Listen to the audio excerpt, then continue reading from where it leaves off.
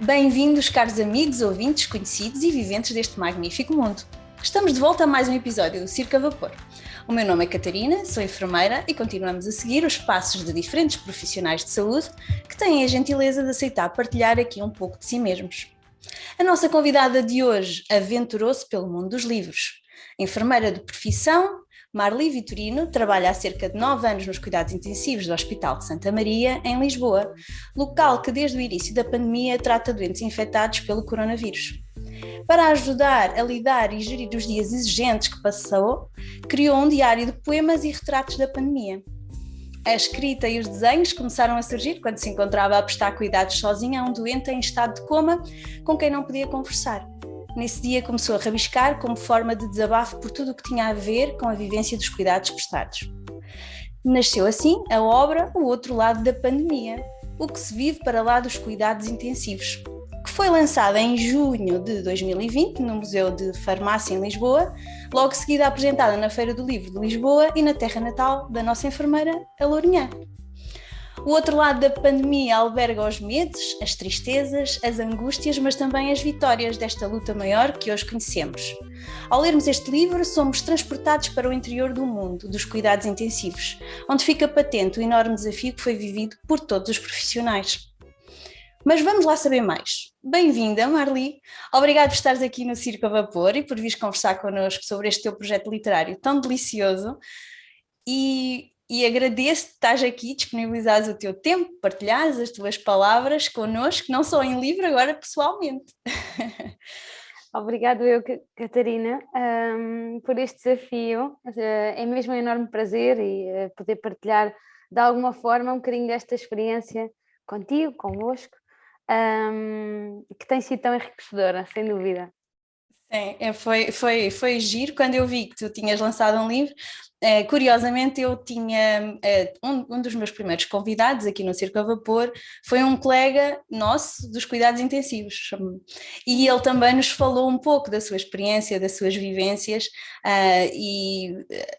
retomando um pouco, foi das entrevistas também mais tocantes que eu tive, daquelas mais emocionais, de certo modo, porque realmente vivemos esta pandemia muito, muito direta, com uma envolvência muito grande, tanto familiar, pessoal, depois profissional também, e quando vejo que depois há um retrato disso, que depois passou para além disso, e vi o teu livro, disse, eu vou ter que convidá-la, ela tem que vir aqui falar-nos dessa experiência e partilhar connosco. Mas olha, antes de mais e antes de avançarmos logo aí para o teu projeto e que quero que me fales um pouco mais, eu gostava que tu me dissesses, porque esta é a pergunta que eu faço sempre, ou nem sempre, mas muitas vezes, que é porquê que escolheste ser enfermeira? O que é que te levou a este mundo dos cuidados e da saúde? Como é que foi isto? Olha, eu nem sei bem explicar. Eu acho que já nasci a querer ser enfermeira. Na prática, acho que é isso. É mais que uma profissão, é uma vocação. Que nasceu mesmo muito, muito cedo. Eu lembro-me de estar na escola primária e eu costumo dizer que a culpada disto tudo é a minha mãe, porque tudo começou na escola primária, quando uma colega caiu, ficou com os joelhos um pouco esfolado e eu quis ir logo lá, feita aventureira, ajudá-la. E cheguei a casa e perguntei à minha mãe quem é que eram as pessoas pronto, que faziam, cuidavam das pessoas, cuidavam das feridas, que as ajudavam a levantar, e ela disse que eram os enfermeiros, e eu a partir daí, pronto, que fiquei sempre naquela ideia que queria ser enfermeira, que queria ajudar as pessoas, e acho que foi mesmo esta missão de eu acho que nós quando nascemos, mais cedo ou mais tarde, vamos sempre descobrir a nossa missão cá. E eu sinto que a minha missão, desde pequenina, era cuidar. E então passou muito por aí, por nutrir este sonho, que depois acaba por se concretizar diariamente, que eu acho que é um sonho inacabado que vai se concretizando diariamente. Está sempre em construção, isso é bom, porque nunca nos sentimos, quando nos sentimos terminados, parece que mudamos, não é? Vamos por outro lado.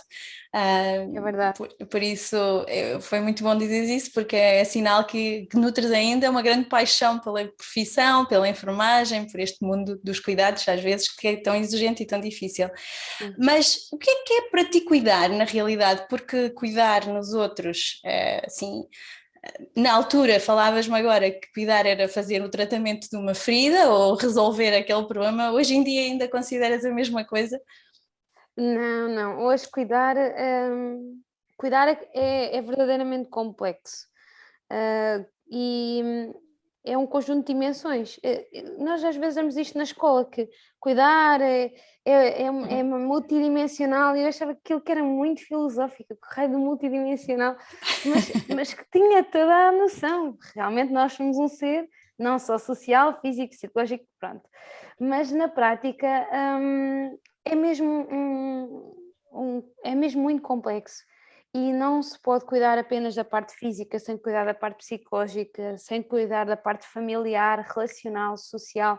Portanto, cuidar é uma avalanche de desafios, é quase como se fosse uma cebola que vamos tirando as camadas aos poucos, vamos trabalhando-as, e isso tudo, no fim podemos considerar o cuidar completo. Ou seja, eu dou o exemplo do meu dia a dia. Chega-me alguém, muitas vezes em coma, que eu nem sequer consigo interagir, não é? Portanto, aquilo que eu conheço na primeira abordagem é a componente física, mas depois, à medida que vai acordando do coma, tem-se que trabalhar outras componentes, a componente psicológica, a ânsia de querer conhecer as suas necessidades, a sua maneira de ser, as preferências, porque depois são todas estas ferramentas que dão o boom para a recuperação. Eu acho que a pandemia ajuda-me a perceber muito isto, porque nós estamos tanto tempo com os mesmos doentes, cria-se uma atmosfera completamente diferente. Mas desculpa interromper-te, Não mas faz mal. só para fazer aqui uma outra questão, porque me surge, que é, num ambiente tão tecnológico como os cuidados intensivos, como é que se faz esta ponte entre a relação, a parte humana, espiritual, e a parte tão técnica, porque no fundo vocês trabalham numa área muito técnica, muito especial, têm uma série de maquinaria que vos auxilia, e portanto muitas vezes poderíamos pensar, eles não olham para a pessoa, olham para as máquinas, não é?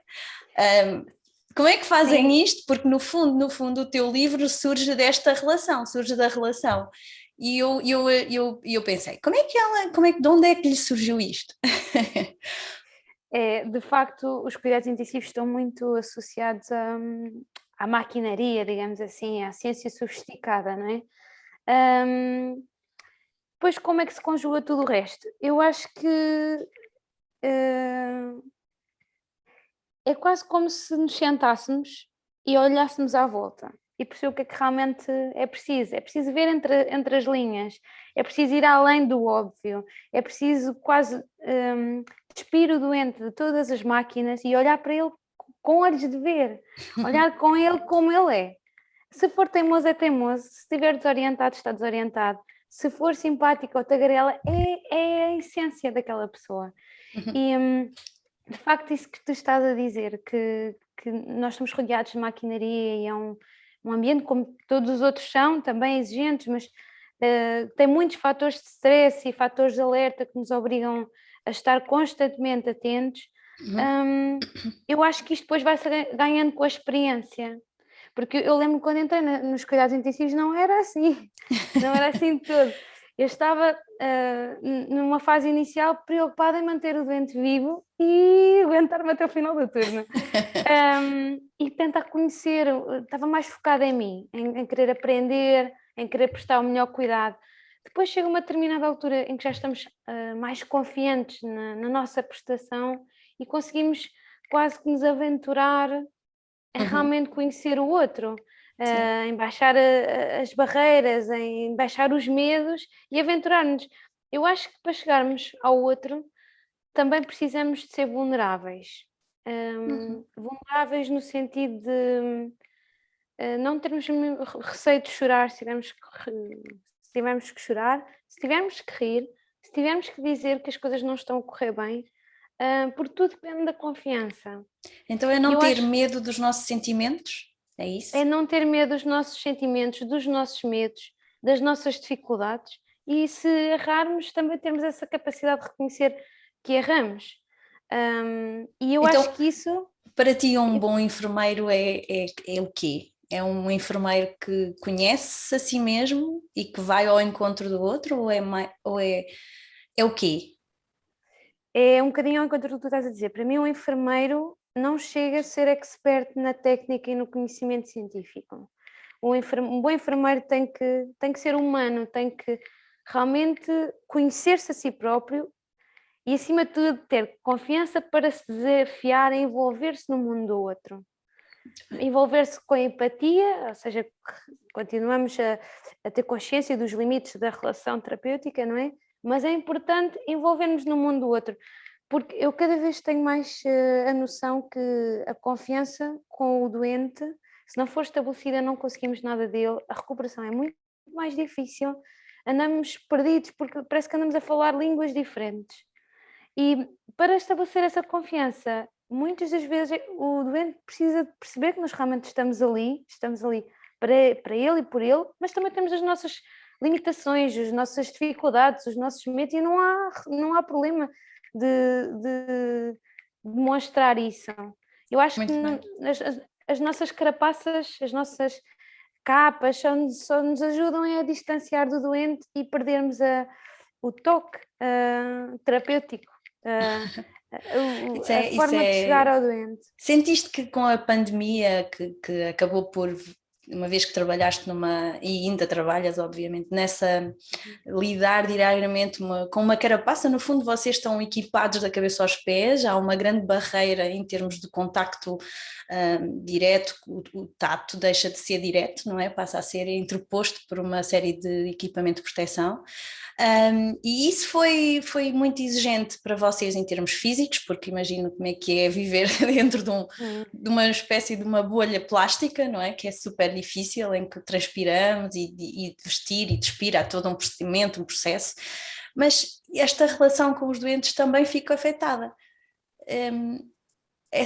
Como é que desenvolveram outras estratégias e ultrapassaram isto? Como é que fizeram para que a vossa relação continuasse a manter-se e continuassem a poder cuidar com essa ligação mais próxima ao coração?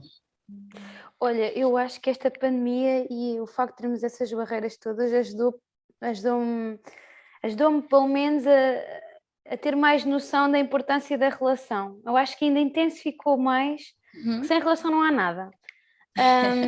Como é que nós, numa fase principalmente inicial, porque ainda há poucos dias falávamos disso, a utilização dos equipamentos que usávamos inicialmente não tem propriamente a ver com os equipamentos que utilizamos agora. Não que haja um descuido de cuidados, não, pelo contrário, mas por haver mais conhecimento, claro. Fazemos as coisas com outro cuidado e com outro rigor.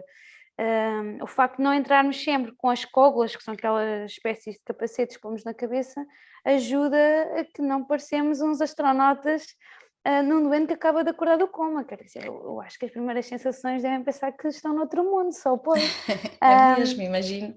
Sim. Vai ser difícil ver-vos e não identificar pessoas, não identificar caras, não é? No fundo, não são. Sim, sim. E mesmo sem identificar as caras, nós identificamos sempre o nosso nome, mas é difícil reter o nome de cada profissional, tendo em conta a rotatividade de profissionais, não é?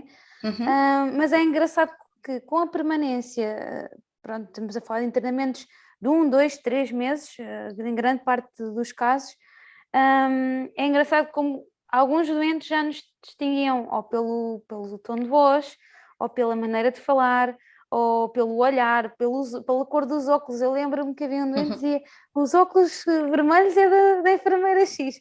Portanto, eles arranjavam estratégias para nos reconhecer de alguma forma. Pronto, no meu caso, lembro-me que era o tom de voz e esta vozinha de cana rachada, não é verdade? Não, mas que giro eles dizerem isso, por acaso é curioso. Muito bem, Podemos muito falar um engraçado. bocadinho também na brincadeira, não é? Mas sim, eles próprios Os acabam por próprios doentes, desenvolver, claro.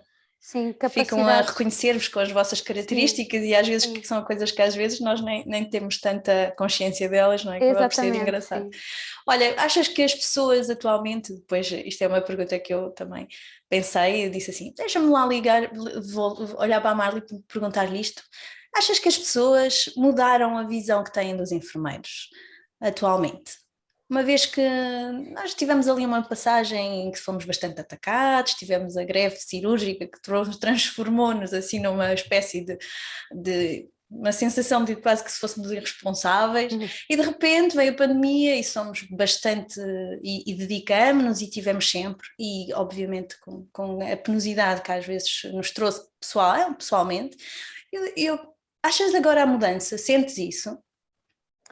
Olha, eu acho que as pessoas reconheceram mais o nosso trabalho, no sentido em que percebem que realmente nós estamos lá dia e noite, 24 horas por dia, e somos os profissionais de saúde mais próximos, e que estamos lá sempre a identificar e a satisfazer as necessidades. Mas, por outro lado, é quase um sentimento ambivalente, que é, eu sinto que as pessoas reconhecem, mas o valorizar, em parte, acho que grande parte da sociedade sim, mas eu acho que esta pergunta é muito delicada, porque Não é acho fácil. que, acho que as pessoas reconhecem o que nós fazemos, mas não sei se valorizam como merecemos. Ok. E não é estar-nos a dar prémios ou troféus, não é essa a questão, mas reconhecerem a importância das ações que nós fazemos, por exemplo, para lutar pelo reconhecimento profissional, pela progressão de carreira. Portanto, a única coisa que nós precisamos é do apoio dos doentes, dos cidadãos, porque se nós estamos por eles, eles que vêm ao nosso trabalho têm que nos ajudar. Não é? No fundo, entre aspas, são a nossa ferramenta de trabalho. Se É ela nos verdade. falha, como é que nós vamos conseguir lutar pelos nossos direitos? Porque os nossos direitos também são os direitos dos doentes. Claro, Grande parte das vezes é estamos a verdade. lutar pelos direitos dos doentes, não é pelos nossos. E eu acho que é isto que a sociedade ainda não percebeu. E é verdade que profissionais bem cuidados cuidam bem melhor, não é? E é essa Sem também dúvida, a sim, nossa vontade de querer ter algumas melhorias na nossa condição em claro. termos de carreira e em termos das melhorias de que vamos lutando, em prol dos doentes, obviamente, e em prol dos profissionais. Mas Claro. bem, olha, eu volto aqui um bocadinho atrás, porque para mim a relação é fundamental e, obviamente, para mim, por isso é que também estabeleço estas relações, estas conversas aqui à descoberta dos profissionais e que vou conhecendo com todo o gosto. E eu vi em na minha pesquisa, quando fui fazendo aqui a minha pesquisa sobre a tua pessoa e sobre o teu percurso, eu percebi que por diferentes vezes tu tens um dom para estabelecer relações com as pessoas que cuidas, e já falaste aqui disso. Mas é um dom que eu acho muito curioso, porque tu dizes, sente-se a energia, sente-se aquela... Há uma energia diferente em algumas pessoas, com quem obviamente também cuidaste. Foi daí, eu digo esta ligação, foi daí que surgiu a vontade de desenhar e escrever essa ligação? Eu já tinha começado a desenhar como escape para tentar gerir o stress e o desconforto dentro da zona vermelha. Mas o que nutriu até agora, que eu ainda desenho, o que nutriu até agora foi precisamente essa energia que é quase uma intriga, porque eu não consigo explicar, mas realmente eu acredito que é aquilo, que é aquela energia que ajuda na recuperação da pessoa e que depois vê-se, porque nós temos, e tu sabes que na nossa prática de cuidados, quantas vezes é que nós vemos situações com prognóstico reservado e em situações idênticas temos as pessoas que se entregam à doença, ou seja, as pessoas que não lutam, que estão desanimadas e acabam por se resignar e o desfecho, infelizmente às vezes não é o melhor, e há outras que com as mesmas ferramentas tentam. Eu acho que realmente é preciso uma grande capacidade para conseguir dar a volta por cima, é a tal resiliência que falamos, que é, eu não tenho ferramentas e vou-me agarrar a qualquer coisa para sobreviver. E isto realmente é de valorizar, porque não é qualquer pessoa que consegue fazer. Eu, se caso tivesse uma situação idêntica, não sei se teria essas ferramentas para ter tudo escuro e mesmo assim é para a frente aquele caminho. Mas eu acredito que é isso que faz a diferença nos cuidados e na recuperação de cada pessoa. Então o livro nasceu assim? Foi assim? Foi nesse O, impulso? Começaste a desenhar e a registar tudo e a escrever? Como foi? o livro apareceu de uma forma mais tarde, mas Uhum. os poemas, portanto, eu comecei a desenhar, depois mantive o desenho, porque parece que era um chamamento. Havia dias que, se calhar, porque o turno tinha sido mais exigente, psicológico e fisicamente, e eu tinha mesmo necessidade de escrever, de desenhar antes de ir dormir, porque precisava mesmo de aliviar a pressão. Uhum. E depois, além de perceber que isto era a minha ferramenta para gerir, para fazer toda a gestão emocional, percebi que também podia ser uma mensagem para transmitir a algumas famílias, porque numa primeira fase as famílias estiveram restritas de ver os seus familiares, não tinham qualquer informação a não ser via telefónica e muito reduzida. E eu então, foi aí o motivo de fazer as páginas nas redes sociais, foi precisamente, em primeira instância, transmitir uma mensagem às famílias daquilo que fazíamos lá dentro, daquilo que elas não tinham acesso, mantendo o anonimato, a privacidade, mas mandando algumas mensagens. Depois, o salto para o livro. Olha, o salto para o livro nunca teve nos planos.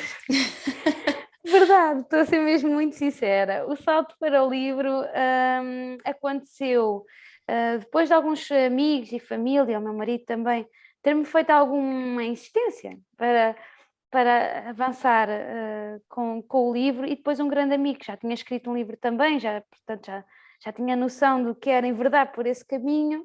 No dia do meu casamento disse: olha lá, por que não escreves um livro sobre isso vai, no fundo, marca a nossa história, por tudo aquilo que nós passamos, por todas as vivências dos profissionais de saúde dos doentes. E eu agarrei-me àquilo que ele disse e pensei: olha, por que não? Eu acho que isto não tem grande potencial para estar num livro, tendo em conta que é meio assim de rascunhos, de rabiscos. E até pensei: isto é uma vergonha, um artista, Oh, não, um arquiteto. Quer dizer, normalmente nós sempre descredibilizamos um pouco o nosso trabalho, não é? Os outros reconhecem-no mais do que nós sim, é mesmos. verdade, é verdade. Mas realmente de uma forma mesmo muito modesta. Pronto, não havia qualquer técnica jamais pensada em qualquer traço que eu rabisquei, portanto. E depois os poemas eram e são muito pessoais, porque nunca foram Uhum. pensados para serem mostrados a um público. E também nas redes sociais, como acaba por ser um bocadinho anónimo, não é? Depois acabou por ir para a comunicação social, mas numa primeira fase era tudo um bocadinho mais anonimato, ninguém conhece a Marlita, mas não é por aí, e ficou assim, tipo uma página quase do desabafo. Então, no fundo, quase que eu sinto que tu és a Anne Frank da pandemia, porque, repara, tu fizeste o diário da nossa, neste caso muito específico, relativamente aos cuidados intensivos, não é? Mas quase como uma entrada diária, e eles relatando processos e passagem de pessoas pela tua vida, no fundo, em quatro paredes, escondidos do mundo, porque ninguém entrava lá, não é? E não era uma guerra mundial, mas foi uma pandemia que deu cabo da nossa vida da forma como a Sim, conhecíamos. Portanto, sim. eu comparo-te nesse sentido a essa história engraçada, que eu também muito admiro da Anne Frank, portanto, no fim, olha, foi muito giro, gostei imenso. Olha, Olha, também gostei eu ia te da perguntar analogia.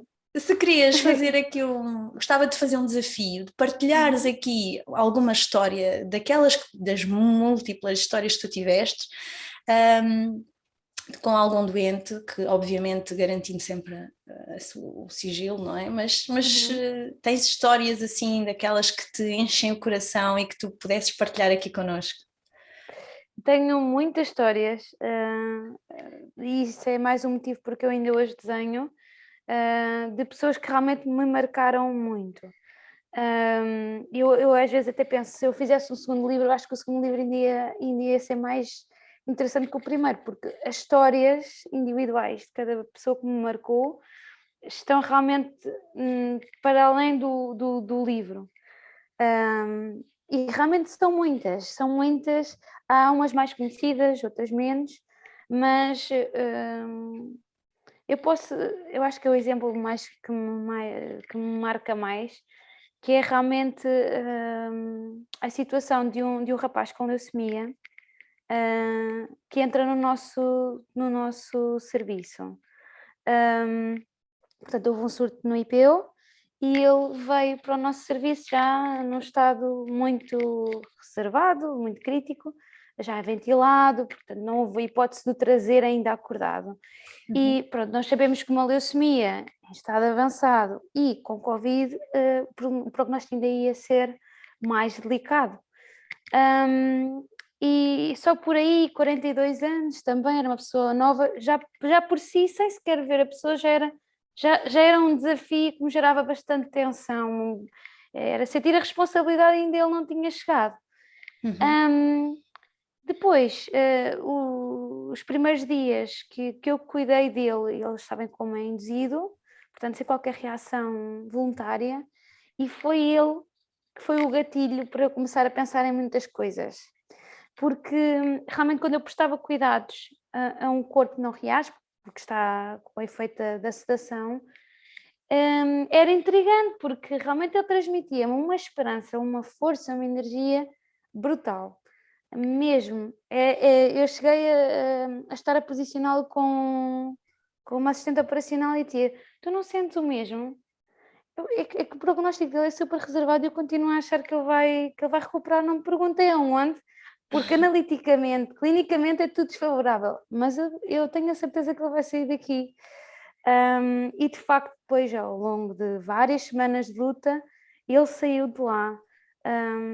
E confirmou que realmente era aquela pessoa corajosa e lutadora e mesmo luta contra todas as improbabilidades, luta contra todas as estimativas da ciência e foi a partir daí que eu comecei a pensar que realmente se isto me ajudou a pensar que nós somos muito mais do que aquilo que cuidamos fisicamente, que tinha que ser partilhado.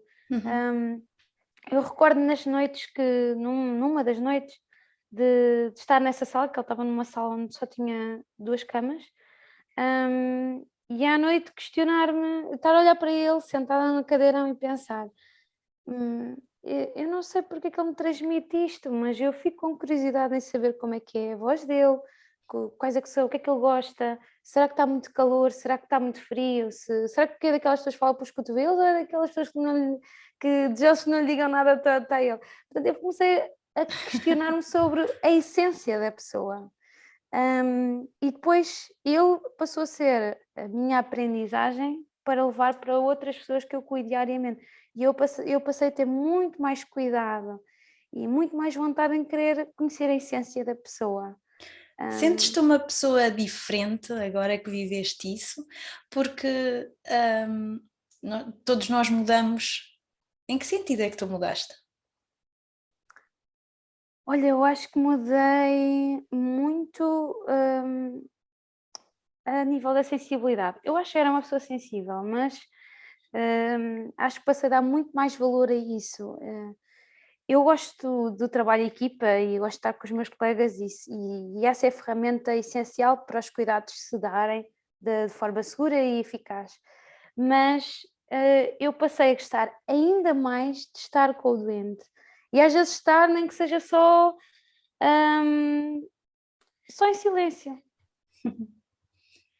Olha, tu disseste uma coisa bonita porque eu li, disseste assim: o meu livro, os meus registros, não é sobre a morte e a pressão, é mostrar também que acontecem milagres todos os dias. E os milagres não só agora eu acrescento, não só os milagres da superação face à doença, mas também os milagres que acontecem com os profissionais e com os doentes. É verdade, é verdade. É mesmo muito verdade o que dizes. Não é? E depois falaste também numa coisa agora muito bonita, que eu gosto imenso também e que eu valorizo muito, que é o trabalho em equipa. E por falar em trabalho em equipa, eu peguei aqui numas palavras tuas e permite-me que eu as leia.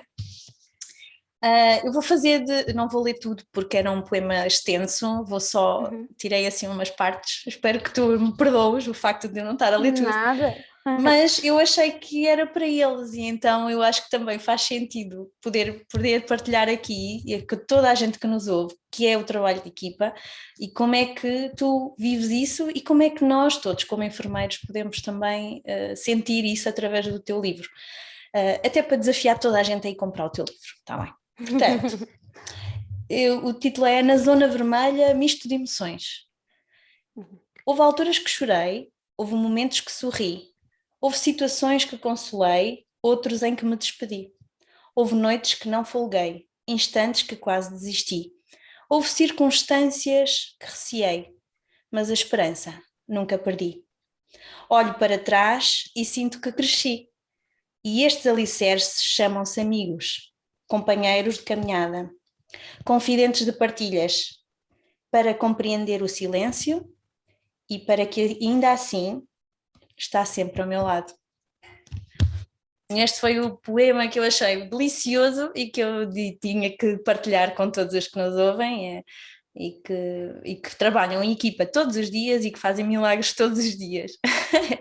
Olha, Marli, eu estou encantada de te conhecer, encantada de te ouvir. Só para terminarmos agora aqui um bocadinho e passarmos depois para a minha rúbrica à descoberta, que eu também faço aqui com os meus convidados. Em 3 palavras, como é que descreves o teu livro e como é que tu gostarias que chegasse a todos os outros que nos ouvem? Em 3 palavras? Sim, 3 palavras que descrevam o teu livro e depois, olha, fazem publicidade. Então, em 3 palavras, eu escolheria a resiliência, desafio, encarar as dificuldades como desafio é importantíssimo, e a equipa, porque realmente sem a equipa não conseguimos fazer nada. A equipa envolve desde técnico da limpeza, assistente operacional, médico, enfermeiro, portanto todos, administrativo, técnico do raio-x, e não posso mencionar mais, senão depois vão ficar a pensar que eu esqueci de alguém, mas é multidisciplinar. Muito bem. Depois, este livro, eu acho que as pessoas era importante lerem para crescerem, para darem valor. Eu acho que a missão do livro é dar valor àquilo que verdadeiramente importa. E nós aprendemos isso com as experiências que estão relatadas no livro, com as experiências de quem eu cuidei diariamente. Então, não é uma aprendizagem que eu dou, é uma dica, é algo, eu só sou o veículo no fundo, de transmissão. É aquilo que nós podemos aprender com quem passou realmente na pele pela doença, por esta doença, poderia ser outra, e que teve que realmente ultrapassar muitas barreiras para conseguir ultrapassar, ou até mesmo nos desfechos menos bons, como é que a família conseguiu ultrapassar esse momento, porque também a morte faz parte do ciclo da vida, não é? E como é que nós podemos aligerar estes momentos mais delicados, mais sensíveis. Portanto, o livro, acho que é mesmo, a mensagem é ler para refletir um pouco naquilo que nós podemos aprender diariamente e ver o outro lado da pandemia, o outro lado da questão. A pandemia não trouxe só coisas negativas. Eu aprendi muito com a pandemia e cresci muito com esta pandemia. Portanto, pode ser que quem leia que tenha a mesma percepção que eu. É um ótimo desafio e eu desejo que todos possam o fazer e que vão à procura desses teus desenhos e dessas tuas palavras, porque quando lemos sentimos-nos mais ricos e portanto é sempre bom ouvir os outros, escutar os outros, aquilo que eles dizem vem de dentro, então é tão bom ouvi-los. Bem, querida Marli, vamos passar aqui à minha rúbrica A Descoberta. É a minha brincadeira de palavras, onde coloco perguntas rápidas e que não é preciso pensar, está bem? É só responder e já está. Okay. Portanto, assim que eu te lançar a pergunta, tu respondes e já está. não é preciso mais Ok. nada. Bora Vamos lá. a isso. Verão ou inverno? Verão, Praia ou piscina? praia, Dia ou noite? dia, Comida com ou sem picante? sem, A coisa que menos gostas? mentira, O que te tira do sério?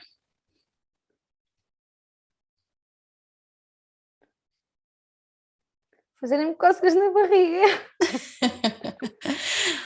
Ser feliz ou ter razão? Ser feliz, Verdade ou consequência? verdade. Viajar sozinho ou em grupo? Viajar em grupo, Segurança ou liberdade? liberdade, E tornar visível é tornar igual? tornar visível não é tornar igual. Esta é a pergunta mais intrigante. Fica sempre aquela questão, Mesmo. mas eu gosto de a fazer porque eu acho que eu gosto sempre de desafios aqui para os nossos convidados, para os meus convidados, e portanto esta é aquela pergunta que eu não vou perder. De qualquer das formas, agora para terminarmos, e obrigada pelas tuas respostas, são sempre certas, foi muito bom. Quero-te deixar então este espaço aberto para que possas partilhar connosco uma mensagem, uma inspiração, ou então, olha, simplesmente um beijinho a alguém que queiras dar. Marli, o espaço é teu. Olha, então, primeiro gostava de agradecer, porque este projeto que nasceu de um desabafo, também se deve a muitas pessoas, especialmente às pessoas que eu tenho o privilégio de cuidar diariamente, às famílias, à equipa, e depois também a um conjunto de pessoas muito especial, também à família, mas depois há aqui umas quantas pessoas muito especiais que eu tenho que agradecer, ao Henrique, à Luísa, à Elizabeth, que é uma equipa fantástica que me ajudou a lançar o livro, com muitos medos e muitos receios, mas eles ajudaram-me a lançar-me e abrir o paraquedas de uma forma tranquila, e queria agradecer a estas 3 pessoas que se tornaram verdadeiros amigos, que resultado desta pandemia também. Também gostava de deixar uma mensagem.